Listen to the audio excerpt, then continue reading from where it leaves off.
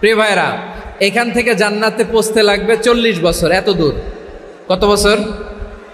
সবাই বলেন কত বছর? এখান থেকে জান্নাতে পৌঁছতে লাগবে 40 বছর। এত দূরে থাকতেই জান্নাতের ঘ্রাণ আপনার নাকে এসে ধাক্কা মারবে।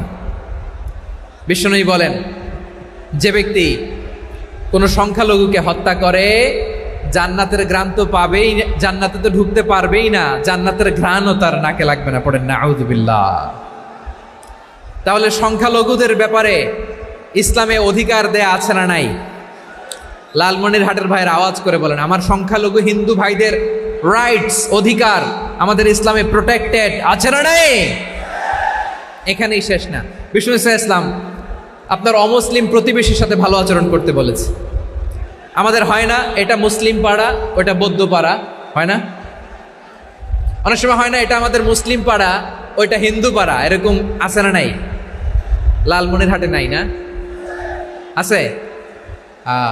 হিন্দু যদি আপনার প্রতিবেশী হয় কি করবেন? ওর কষ্ট দিবেন নাকি? কেন? ও তো হিন্দু, ও তো আমার আল্লাহরে ডাকে না, ওরা কষ্ট দিলে যায় যাবে না? খবরদার। বিষ্ণু ইসলাম বলেন, মান কানা ইউমিনু বিল্লাহ ওয়াল ইয়াউমিল আখির ফালিউকরিম জারাহ। যে আল্লাহ বিশ্বাস করে আর আখিরাতে বিশ্বাস করে, সেজন্য প্রতিবেশীর সাথে ভালো আচরণ করে।